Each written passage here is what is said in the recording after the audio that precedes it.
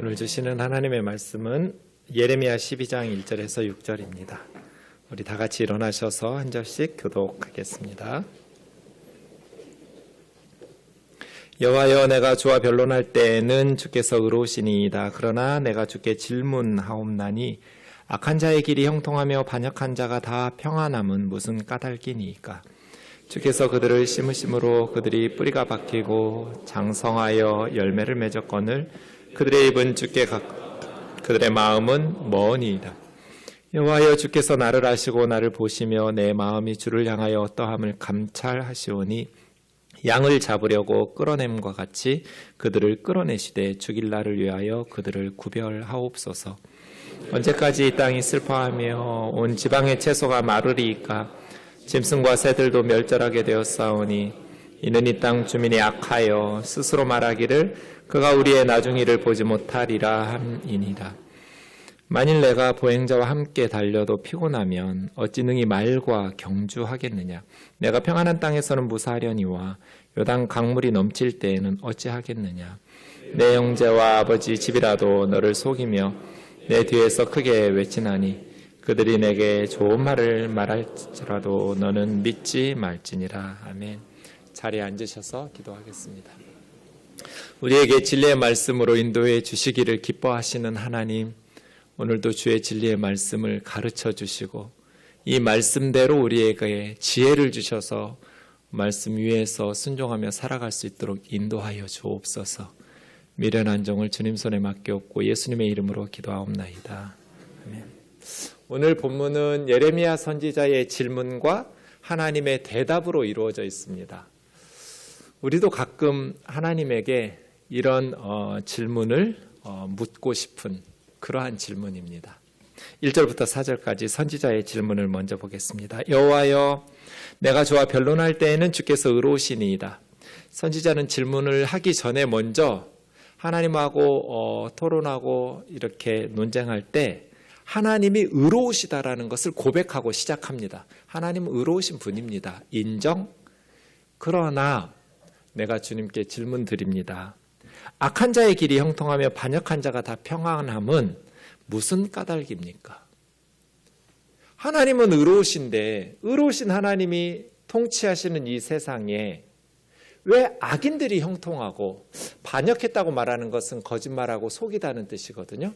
하나님과 사람들을 속이고 사기치는 사람들이 왜 평안하게 살아가냐는 거예요. 이것이 선지자의 질문이었어요. 우리도 가끔 하나님께 묻고 싶죠? 하나님은 의로우신 분인데 의로우신 하나님이 통치하는 이 세상에 왜 악인들이 평안하고 형통하냐는 거예요. 왜 남의 눈에서 피눈물 흘리게 하는 사기꾼들이 그렇게 편안하게 잘 먹고 잘 사는가. 이렇게 질문을 던지고 2절에서 선지자가 대답을 해요. 주께서 그들을 심으셨으므로 그들이 뿌리가 박히고 장성하여 열매를 맺지 않습니까? 맞죠? 하나님께서 악인들을 심으셨어요. 그래서 뿌리가 박히고 장성해서 열매를 맺고 악인들이 그렇게 살아가는 거잖아요. 그런데 여기서 말하는 악인들은 하나님을 모르고 우상을 섬기는 이방인들이 아니에요. 그들의 입은 주께 가까우나 그들의 마음은 주님에게서 먼 사람들이에요. 그러니까 하나님 믿는다고 말하는, 입술로는 하나님을 공경하고 사랑하고 순종한다라고 말하는 사람들, 이스라엘 사람들이에요. 우리처럼 말하면 예수님을 믿지 않는 세상 사람들이 아니라 교회 다니는 사람들이에요. 입술로는 하나님께 가까운, 그러나 마음으로는 하나님을 멀리하는, 입으로는 하나님을 공경하고 사랑한다고 입만 열면 하나님을 이야기하지만 마음은 벌써 하나님에게서 멀어진 사람들, 이러한 사람 목회자가 아니죠. 종교 사업가. 그렇죠? 왜 그런데 그들이 그렇게 형통하냐는 거예요. 왜 그들이 하는 일들이 그렇게 번성하고 잘 되냐는 거예요. 이것이 선지자의 고민이고 질문이었어요. 여호와여, 주께서 나를 아시고 나를 보시며 내 마음이 주를 향하여 어떠함을 감찰하시오니. 예레미야는 하나님 앞에 하나님이 저를 다 잘 알고 계시지 않냐고, 저를 다 지켜보시고 뭐 겉모습만 보신 게 아니라 내 마음까지 다 감찰하시는 하나님이니까 내가 입술로만 하나님을 가까이하고 공경하는지 내가 마음으로도 하나님을 가까이하고 사랑하는지 하나님은 다 보시고 아시는 분 아닙니까? 양을 잡으려고 끌어냄같이 그들을 끌어내시고 주길 날을 위하여 그들을 구별하옵소서. 도살할 양처럼 그들을 끌어내라는 거예요. 여기서 그들이 누굴까요? 앞에 본문, 오늘 본문 바로 앞에 나와 있는 11장 19절과 21절에 보시면 나는 끌려서 도살을 당하러 가는 순한 어린 양 같으므로 그들이 나를 해하려고 꾀하기를 우리가 그 나무와 열매를 함께 박멸하자. 여기서 나는 예레미야 선지자고요. 지금 예레미야 선지자는 맨 끝에 줄 보니까 몰랐었어요. 그런데 그들이 마치 도살장으로 끌고 가는 아무것도 모르는 순진한 어린 양을 죽이려고 도살장으로 끌고 가는 것처럼 나를 죽이려고 계획하고 해하려고 꾀하기를 했다는 거예요. 나무와 열매를 함께 박멸하자. 그러니까 예레미야 선지자를 나무에 비유하면서 그냥 나무나 열매만이 아니라 나무와 열매를 다 같이 박멸하자. 예레미야는 아예 그냥 뿌리채 뽑아서 제거해버리자 하는 거예요. 그리고 살아있는 자의 땅에서 끊는데 그 이름이 다시는 기억되지 못하게 하자. 죽어도 후대에 의해서 존경받고 기억되면 완전히 끊어진 게 아니니까 아예 후대 사람들이 기억하지도 못할 만큼 완전히 철저하게 예레미야를 제거하자. 이렇게 말한 거예요.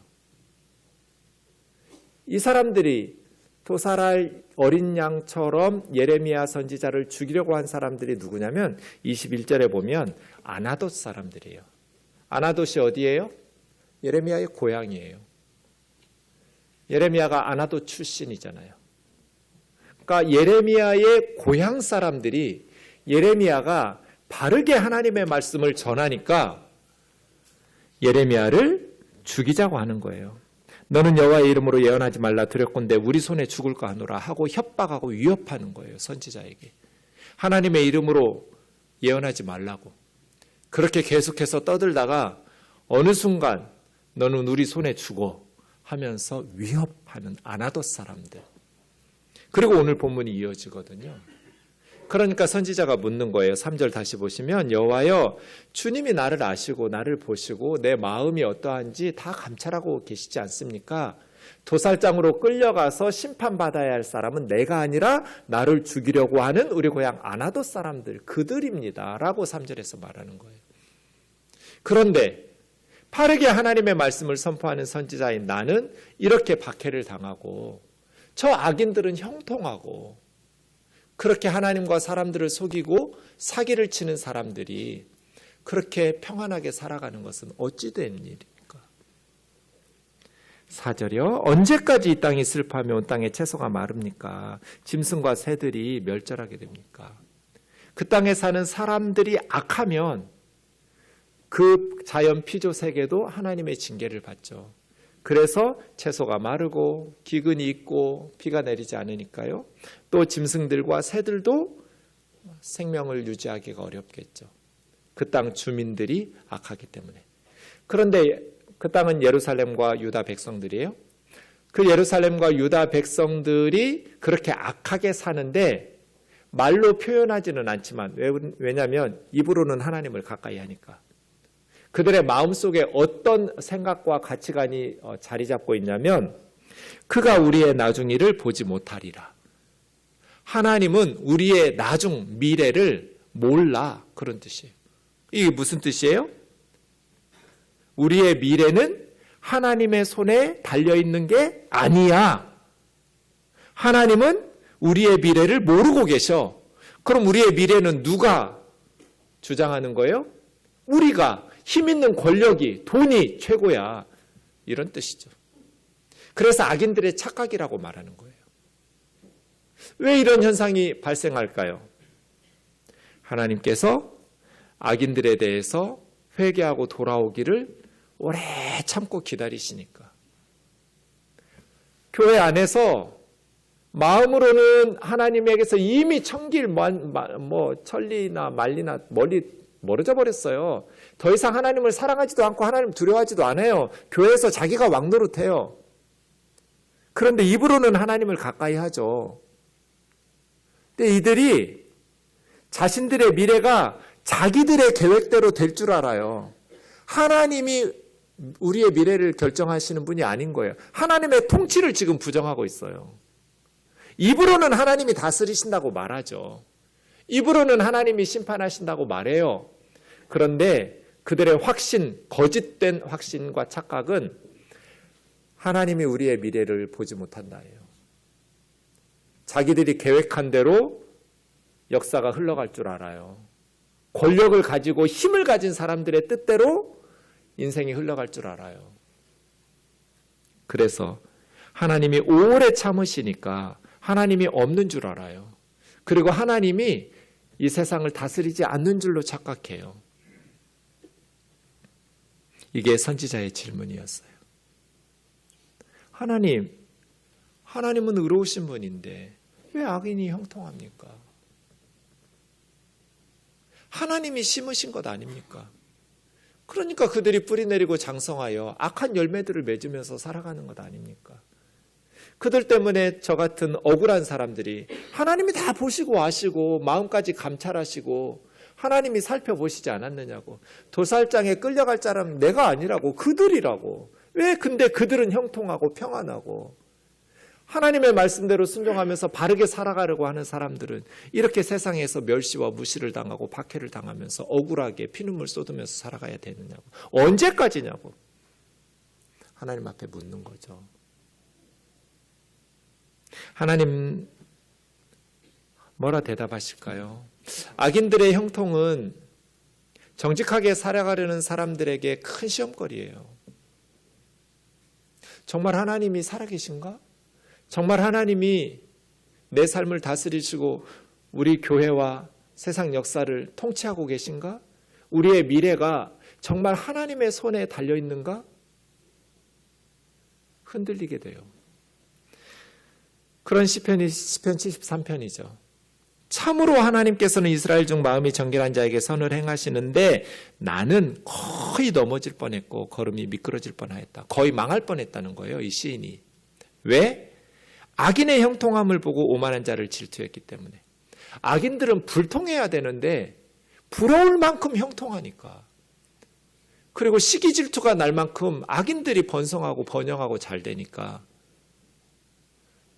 믿음 지키면서 정직하게 사는 게 무슨 의미가 있어 하면서 무너지고 넘어질 뻔했다는 거거든요.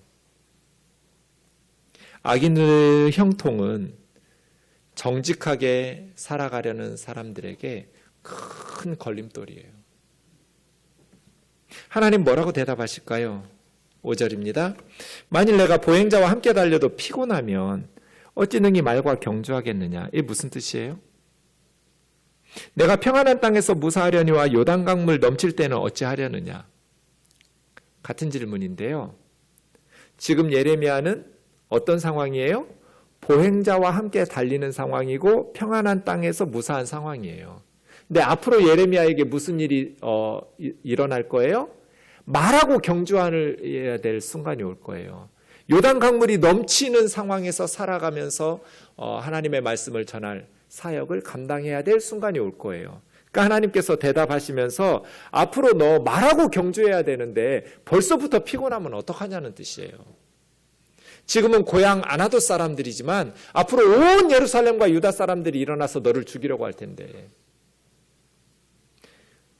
그래도 지금은 평안한 땅에서 무사하게 걸어다니지만 앞으로는 요단 강물이 넘치듯이 너를 위협하고 박해할 텐데 앞으로 훨씬 더 심각하고 어려운 상황이 불어닥칠 텐데 벌써부터 피곤하면 어떡하니 하면서 하나님께서 위로하시는 거예요.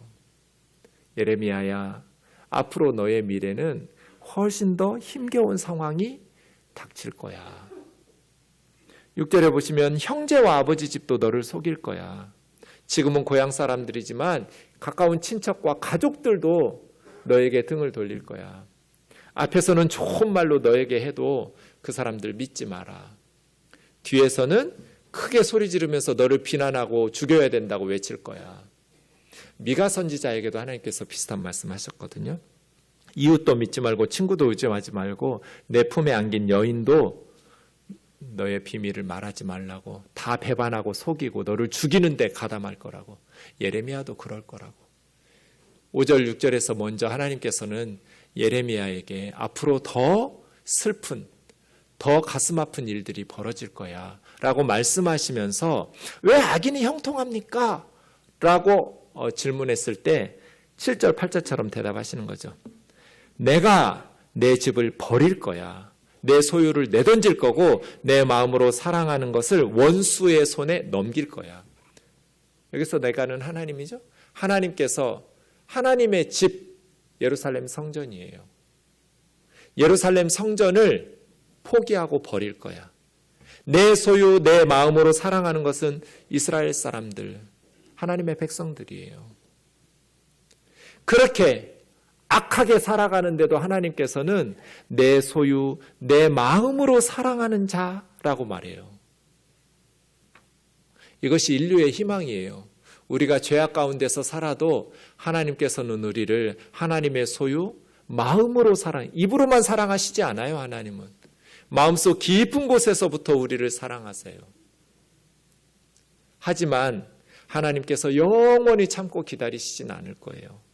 계속해서 선지자들을 보내셔서 회개하고 돌아오라고 하시는데도 회개하고 돌아오지 않으면 하나님의 백성들을 내던질 거예요. 그리고 원수들의 손, 바벨론의 군대였죠.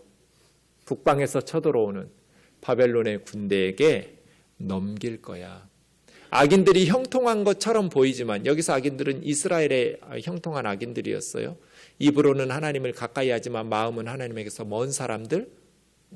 때가 되면 원수들의 손에 그들을 넘길 거야. 심판할 거야. 그런데 7절 보세요. 이 악인들, 예루살렘 사람들, 마음이 하나님에게서 멀어져 간 사람들을 하나님께서는 내 집, 내 소유, 내 마음으로 사랑하는 자들이라고 불러요.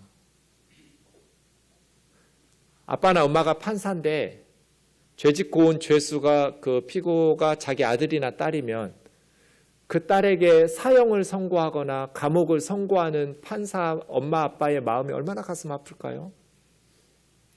7절은 하나님이 지금 그런 심정이잖아요. 이것보다 더 안타까울 수가 없어요. 이게 하나님의 슬픔이고 하나님의 괴로움이에요. 사랑하는 하나님의 자녀들이, 하나님의 소유, 하나님의 백성들이 계속해서 악하게 사는 거예요. 하나님을 믿는다고 말하면서 계속 악을 행하니까. 그런데도 불구하고 하나님께서는 용서하시고 기다리시고 거듭거듭 용서하시는데, 그러니까 이제 사람들이, 악인들이 하나님이 우리를 다스리고 우리의 미래가 하나님의 손에 달린 게 아니야 라고 착각하는 거예요.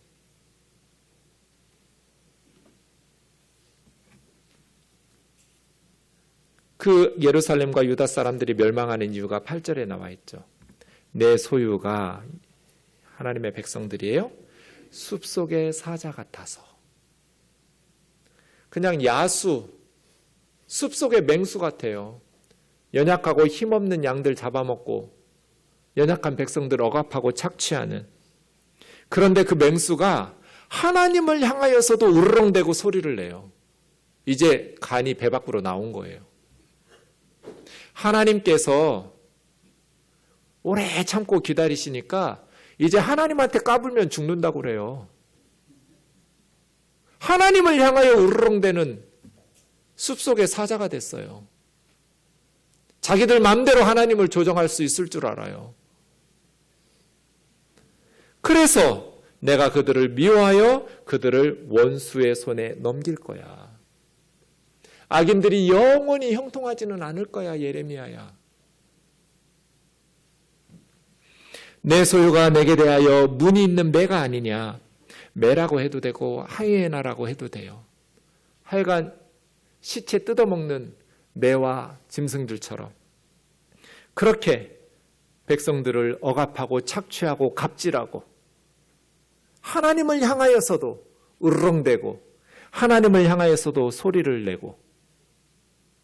그런데 그 하이에나와 매와 같은 예루살렘 사람들, 유다의 악인들을 더 강력한 매들이 와서 뜯어먹을 거라는 거예요. 이 매들은 바벨론의 군대죠. 그 바벨론의 군대가 예루살렘을 에워싸지 아니하겠느냐. 너희는 가서 들짐승들을 모아다가 그것을 삼키게 하라. 여기서 너희는 매들이거든요. 너희만 예루살렘 뜯어먹지 말고 매들아 들짐승들 데려다가 모아다가 예루살렘 이 사람들을 씹어먹게 하라고. 하나님께서 끝까지 철저하게 예루살렘과 유다 백성들을 멸망시키시겠다는 거잖아요. 이 많은 목자가 바벨론의 군대 매들이거든요. 북방에서 내려오는 예루살렘을 무너뜨리는 그들이 와서 내 포도원을 헐며 내 몫을 짓밟아 내가 기뻐하는 땅을 황무지로 만들었도다. 예루살렘과 유다는 하나님의 포도원이고 하나님의 분깃, 하나님의 기업이고 하나님께서 기뻐하셨던 하나님의 땅이었잖아요. 그런데 예루살렘 성전을 또 왕궁을 예루살렘 도시와 모든 유다 성읍들을 악인들이 장악하면서 하나님의 영광은 입으로는 하나님의 영광을 떠들어대지만 온통 도둑의 소굴로 만들고 온통 억압과 착취를 가지고 연약한 백성들을 쫓아내고 죽이고 바른 말하는 선지자들은 협박하고 박해하고 가두고 죽이고 하나님을 두려워할 줄 모르는 그러한 삶을 살아가다가 이제는 하나님이 기뻐하셨던 그 땅이 바벨론의 군대에 의해서 황무지가 될 거라는 거예요. 그들이 이를 황폐하게 하였으므로 그 황무지가 나를 향하여 슬퍼하는도다. 폐허가 된 그 땅들이 하나님을 향해서 슬퍼하면서 그들의 땅이 황폐하게 되어도 마음에 두는 사람이 없을 거예요. 누구도 멸망한 예루살렘과 유다 성읍들을 신경 쓰는 사람이 없고 마음에 두고 슬퍼하고 울어줄 사람도 없어요. 그냥 입만 열면 교회가 생명보다 소중하다고 말하던 목회자들이 교회가 망하고 다 무너지고 나면 마음에 교회를 두는 사람도 없어요. 헌신짝 버리듯이 다 버려버리고. 파괴하는 자들이 광야 모든 벌거벗은 산 위에 이르렀고 여기서 우상 숭배했거든요. 유다 사람들이. 이 파괴하는 자들 바벨론의 군대가 왔을 때. 근데 이 파괴하는 자들을 누가 불러들였느냐? 여호와의 칼이었어요. 그들은. 바벨론의 군대는 이스라엘의 악인들을 심판하시는 하나님의 칼이었어요. 하나님이 불러들인 거예요. 바벨론의 군대들을. 그래서 유다 땅 이 끝에서 저 끝까지 다 모든 육체가 평안하지 못하도록 어느 도시 하나 멀쩡한 도시가 없을 만큼 이 끝에서 저 끝까지 다 바벨론의 군대를 불러들여서 삼키게 하셨어요. 이것이 하나님의 대답이에요. 선지자의 질문이 뭐였어요? 왜 악인들이 형통합니까? 언제까지 이 악한 모습을 봐야 됩니까? 하나님은 의로우신 분인데. 하나님의 대답은 뭐예요? 내가 심판할 거야. 더 강력한 매들을 불러다가 맹수가 되어버리고 야수가 되어버린 이스라엘의 악인들을 다 집어삼키게 할 거야. 이것이 하나님의 대답이에요.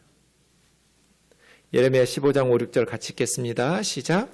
예루살렘아 너를 불쌍히 여길 자 누구며 너를 위해 울 자가 누구며 돌이켜 내 평안을 부를 자 누구냐.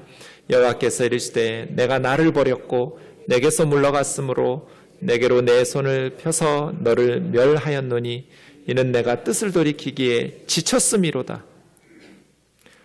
예루살렘을 불쌍히 여기면서 울어줄 사람이 아무도 없어요. 왜 예루살렘이 이렇게 폐허가 되어요?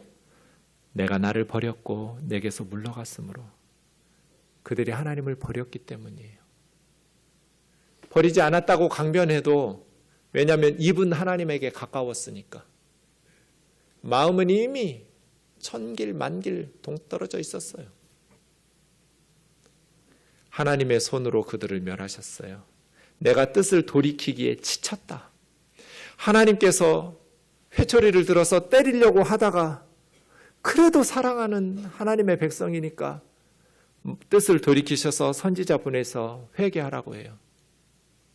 다시 그들이 악을 행할 때 다시 손을 들어 치시려고 하다가 또 불쌍히 여기셔서 하나님께서 용서하시고 뜻을 돌이키고 선지자 보내고, 그래도 그들이 회개를 안 해요. 하나님은 거듭 선지자들을 보내셔서 회개하고 돌아오라고, 내 백성아 너희들 그렇게 살면 안 돼.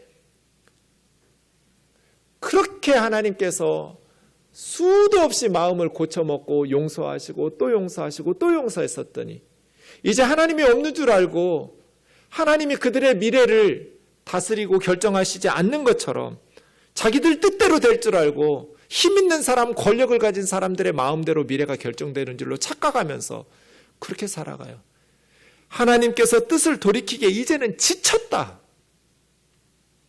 더 이상 참고 용서하고 벌하지 않고 하나님이 마음 고쳐먹고 또 용서하셨던 그 생각을 고치고 용서하시고 고치고 용서하신 이게 이제 하나님 지쳤다는 거예요. 하나님의 마음을 지칠 만큼 하나님의 백성이라는 사람들이 회개할 줄을 몰랐어요. 돌아오지 않았어요. 예레미야 31장 20절, 우리가 예레미야 강의 첫 시간에 보았던 말씀이잖아요. 에브라임은 나의 사랑하는 아들, 기뻐하는 자식이 아니냐. 왜 하나님께서 계속 뜻을 돌이키셨어요? 왜 징계하고 왜 하나님께서 그래서 정직한 선지자가 시험에 들 만큼, 하나님은 언제까지 기다려야 됩니까? 왜 악인들이 형통하고 반역자들이 그렇게 평안하게 살아갑니까? 언제까지 그렇게 정직하게 기도하는 하나님의 백성들이 하나님 앞에 불평할 만큼 하나님이 오래 참으시고 뜻을 돌이키셨어요. 왜? 사랑하는 아들, 기뻐하는 자식이었기 때문이에요. 내가 그를 책망하여 말할 때마다 깊이 생각하노라. 그러므로 그를 위하여 내 창자가 들끓으니, 책망하고 징계하시면 하나님의 마음이 평안하고 고소해하고 후련한 게 아니라 창자가 끊어지는 것 같아요. 하나님의 백성들이 이렇게 하나님에게 사랑받고 있는 존재들이에요. 하나님의 마음이 후련한 게 아니라 너무 괴로운 거예요. 징계할 때마다 내가 반드시 그를 불쌍히 여기노라. 이렇게 하나님께서 사랑하시기 때문에 참으시니까, 회개하고 돌아오도록 기다리시니까 사람들이 착각을 해요. 아, 하나님이 다스리는 게 아니구나. 힘 있는 사람들, 악인들이라도 권력을 가진 사람들의 뜻대로 미래가 결정되는구나. 그러나 역사의 주인은 바이든이나 푸틴이나 시진핑이 아니에요. 우리 하나님이 역사의 주인이시고 우리의 미래를 결정하시는 분이에요. 입으로만 하나님을 공경하는, 마음은 하나님에게서 멀어가는, 교회에서 왕노릇하는 그 사람들 뜻대로 교회가 진행될 것 같지만, 하나님께서 때가 되면 다 무너뜨리고, 무너진 그곳을 위해서 울어줄 사람 아무도 없고, 슬퍼할 사람 아무도 없고, 아파할 사람 아무도 없어요. 악인들이 형통한 세상에서 하나님의 백성들은 어떻게 살아야 할까요? 오늘 말씀은 우리에게 무엇을 요구할까요? 우선 시편 73편을 좀 보겠습니다. 나는 거의 넘어질 뻔하고 나의 걸음이 미끄러질 뻔하였으니 악인의 형통을 보고 오만한 자를 질투하였음이로다. 악인들이 어떤 모습으로 살아가기에 이 시인이 넘어질 뻔하고 시기 질투까지 했냐면, 그들은 죽을 때도 고통이 없고 그 힘이 강건하며. 아니, 악하게 살면 죽기 전에 한 번이라도 좀 고통을 받아봐야 하잖아요. 하나님이 의로우신 분이 통치하시는데. 근데 왜 악하게 살았는데 죽을 때도 고통이 없어요? 왜 죽을 때까지 힘이 강건하냔 말이에요. 악인인데.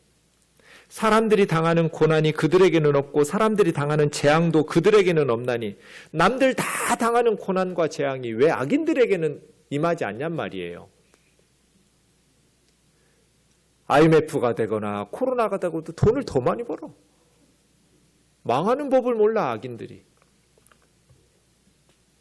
그러면 이 악인들이 어떻게 살겠어요? 6절처럼 살겠죠? 교만하게. 교만이 목걸이요, 강포는 불법적인 폭력이에요. 억압과 착취와 갑질해야 되는 거예요. 강포가 그들의 옷처럼 옷 입고, 살찜으로 얼마나 잘 먹고 그냥 살이 쪘는지 눈이 튀어나와 있어요. 그들의 소득은 마음의 소원보다 많으며, 악인들인데 이번에 한 10억만 벌었으면 좋겠다 이렇게 마음으로 생각하면 20억이 벌려. 하나님 어떻게 이룰 수 있냐는 거예요. 그러므로 그들은 능욕하며 악하게 말하며 높은 데서 거말하게 말하며 입은 하늘에 두고 혀는 땅에 두루 다닙니다.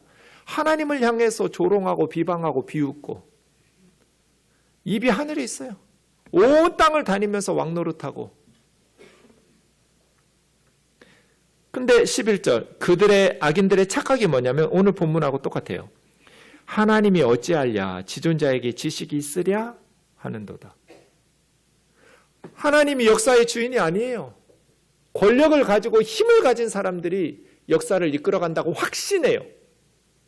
하나님은 모른다는 거예요. 우리의 미래를. 지존자가 지식이 없다는 거예요.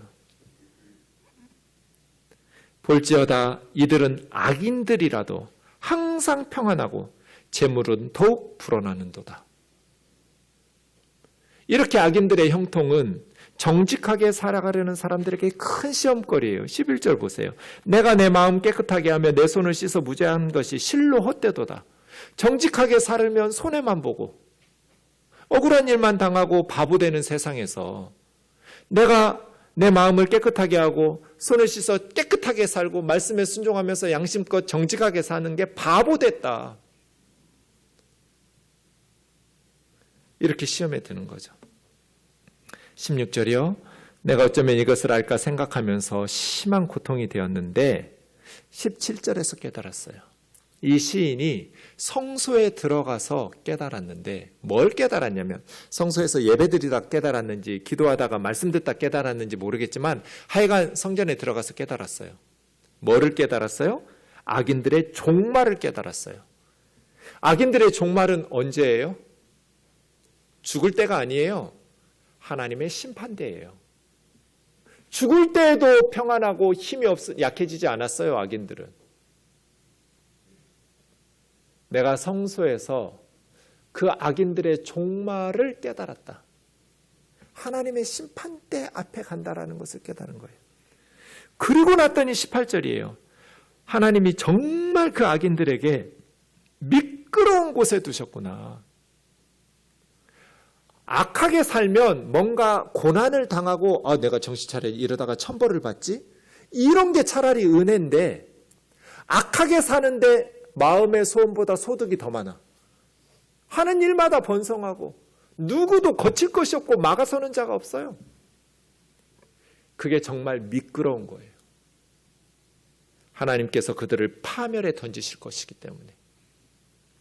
낭떠러지 직전에 벼랑 끝이에요. 하나님께서 파멸에 던지시면 그 악인들이 붙잡아 줄 게 아무것도 없고요. 의지할 게 아무것도 없어요. 그냥 지옥으로 가야 돼요. 악인들의 형통함은 정말 무서운 미끄러운 곳이에요. 이걸 성소에서 깨달은 거예요. 내가 이와 같이 무지함으로 짐승처럼 어리석었지만 내가 항상 주와 함께하니 주께서 내 오른손을 붙드셨나이다. 맨날 악인들에게 고향 사람들에게 친척들에게 가족들에게 멸시받고 왕따당하고 무시당하고 박해받고 그렇게 억울하게 믿음 지키면서 말씀대로 양심껏 정직하게 산 게 아무 의미도 없어. 오히려 손해만 봐. 바보가 되었어. 라고 투덜거리다가 보니 지금까지 내가 살아있는 게 항상 주님이 함께 하셨구나. 내 오른손을 주님이 붙들어 주셨기 때문에 내가 지금까지 살고 있다라는 걸 깨달은 거예요. 악인들이 그렇게 득세하는 세상에서 악한 세상에서 살면서도 지금까지 내가 생존할 수 있었던 것은 하나님께서 나를 붙들어 주셨구나. 하나님이 내 오른손을 붙잡아 주셨구나 라는 걸 알게 된 거예요.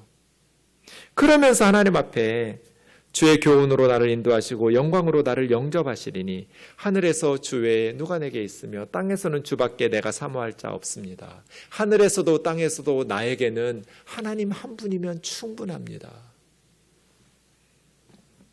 악인들의 형통함을 부러워하지 않게 되었어요. 내 육체와 마음은 쇠약하지만 악한 세상에서 때로는 몸도 약해지고 마음도 시들어가지만 하나님은 내 마음의 반석이시고 하나님은 나의 영원한 유산, 나의 분깃입니다. 하나님이 나의 소유입니다. 내 재산은 하나님입니다. 무릇 주님을 멀리하고 음녀같이 주님을 떠난 사람들은 망할 것이지만 주님이 멸하시니까요. 하나님께 가까이함이 내게 복이라. 내가 주 여호와를 나의 피난처로 삼아 주의 모든 행적을 전파하리이다. 이렇게 시가 끝나요. 악인의 형통함을 부러워하다가 미끄러질 뻔했고 넘어질 뻔했는데 하나님을 가까이 하는 것이 내게 복이구나. 하나님을 멀리하는 자들은 다 망할 거니까. 하나님을 피난처로 삼자. 내가 하나님의 행하심을 전파하자. 가는 길이 달라요. 악인들의 길은 하나님을 멀리하고 떠난 길이에요. 그래서 그 끝은 파멸이에요. 도착지도 다르죠. 길이 다르니까. 그러나 하나님을 가까이 하는 사람들의 길, 하나님의 자녀들의 길은 하나님이 영접하시는 길이잖아요. 이것을 항상 기억해야 돼요. 그렇지 않으면 세상에 타협하고 불평하면서 감사와 기쁨으로 신앙생활을 할 수가 없어요. 왜 하나님은 의로우신데 악인들이 형통합니까? 맨날 투덜이 스머프처럼 투덜 하면서 살아요. 시편 73편의 저자처럼 오늘 예레미야에게 말씀하신 하나님의 말씀처럼 우리가 분명히 말씀을 통해서 확신 가지고 살아야 돼요. 악인들은 결국 하나님께서 파멸에 던지실 거야. 하나님께서 심판하실 거야. 그들을 부러워하다가 그들처럼 어리석게 살아가는 건 정말 어리석은 길이잖아요. 마이 웨이가 있잖아요. 내가 가는 길, 믿음의 길. 남들이, 친구들이, 가족들이, 친척들이 다 뭐라고 바보라고 뭐라고 해도 그냥 우리는 믿음의 길 걷는 거예요. 하나님을 피난처로 삼아서 이 악하고 험한 세상에서 하나님만 알아주시면 되지 하고 걸어가야 돼요. 한 가지 질문이 남았어요. 왜 하나님은 악인들을 그대로 방치하실까요? 예수님께서 마태복음 13장에서 대답하셨어요. 마태복음 13장 27절부터 보시면 이 천국의 비유가 이래요. 하나님 나라는 이와 같으니 종들이 주인이신 하나님께 와서 물었어요. 주인님, 밭에 좋은 씨앗만 뿌렸는데 가라지가 나 있습니다. 이게 어떻게 된 겁니까? 주인이신 하나님이 원수들이 갖다 뿌렸구나. 하나님의 나라가 그래요. 좋은 씨앗만 뿌렸는데 사탄이 가라지도 뿌려요. 그래서 악한, 입으로는 하나님을 가까이 하지만 마음으로는 하나님에게서 먼 자들, 포악한 자들이 있어요. 그때 종이 묻죠. 주인님, 우리가 가서 가라지들을 다 뽑을까요? 하나님 뭐라고 대답하세요? 가만두라. 29절이요. 가라지 뽑지 말라는 거잖아요. 왜요? 가라지를 뽑다가 곡식까지 뽑을까 염려하노라. 왜 악인들을 그대로 놔두실까? 하나님이 의로우신 하나님이 통치하신다면 왜 악인들의 형통함을 눈감아 주시는가? 가만두라. 그 가라지 뽑다가 곡식까지 뽑을까 염려하는 거예요. 아하스라는 가라지 뽑았으면 히스기야는 태어나지도 못했겠죠? 므낫세라는 가라지 뽑았다면 요시야라는 전무후무한 다윗과 같은 왕은 존재하지 못했을 거예요. 이 세상에 가라지들 뽑았으면 어쩌면 착한 여러분들 존재하지도 못했을지도 몰라요. 하나님께서 오래 참고 회개하기를 기다리시고 또 곡식들을 같이 피해를 당해서 뽑힐까 봐. 그런데 영원히 참으시는가? 그렇지는 않아요. 추수 때가 되면 가라지 먼저 불사르고 곡식은 하나님의 곡간 천국에 두어 갈 거예요. 우리는 퍼즐 하나밖에 못 봐요. 우리가 경험하는 우리의 퍼즐 하나. 그러니까 이해가 안 돼요. 퍼즐 조각 한 조각 들고 있기 때문에. 그런데 하나님은 전체 퍼즐을 보세요.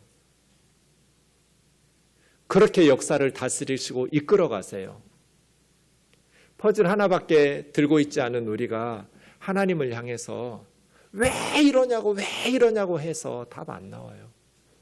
그저 우리는 하나님을 피난처로 삼아서 하나님을 신뢰하면서 믿음의 길을 뚜벅뚜벅 바르게 걸어갈 수 있기를 주의 이름으로 축원합니다.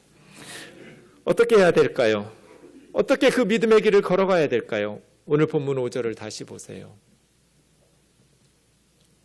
지금 우리가 당하고 있는 것보다 앞으로 말하고 경주해야 될 상황이 닥칠 수도 있어요. 그러면 어떻게 하라는 거예요? 예레미야야 마음을 단단히 먹어라. 이렇게 말씀하시는 거잖아요. 우리에게도 이런 마음의 자세가 필요해요. 교회 안에서 하나님의 공동체 안에서 무슨 일이 벌어져도 더 지금은 보행자와 경주하는데 앞으로 말하고 경쟁해야 될 수도 있어요. 어떤 상황이 오더라도 더 마음을 단단히 먹고 무슨 일이 있어도 하나님에게서 멀어지지 않겠다고, 믿음 지키겠다고, 참된 예수님의 제자의 길을 걷겠노라고 다짐하면서 살아야 돼요. 그렇게 살다가 마지막 요한계시록 7장 17절을 경험하게 될 거예요. 보좌 가운데 계신 어린 양이 목자가 되어 우리를 생명수 강가로 인도하실 것이고, 하나님께서 교회 때문에 눈물 흘리고 가슴 아파하고 억울하고 그렇게 탄식하면서 살았던 하나님의 백성들의 눈에서 눈물을 다 닦아주실 거예요. 힘 있는 사람들이 통치하는 것 같고 악한 사람들이 형통한 것 같은 세상에서 하나님 앞에 눈물로 기도하면서 믿음 지키면서 바르게 살려고 역사의 희망이 되고 세상의 빛과 소금으로 살아가려고 몸부림치는 하나님의 백성들에게 하나님께서 눈에 눈물을 닦아주실 날을 바라보면서 믿음으로 살아가는 저와 여러분 되기를 주의 이름으로 축원합니다.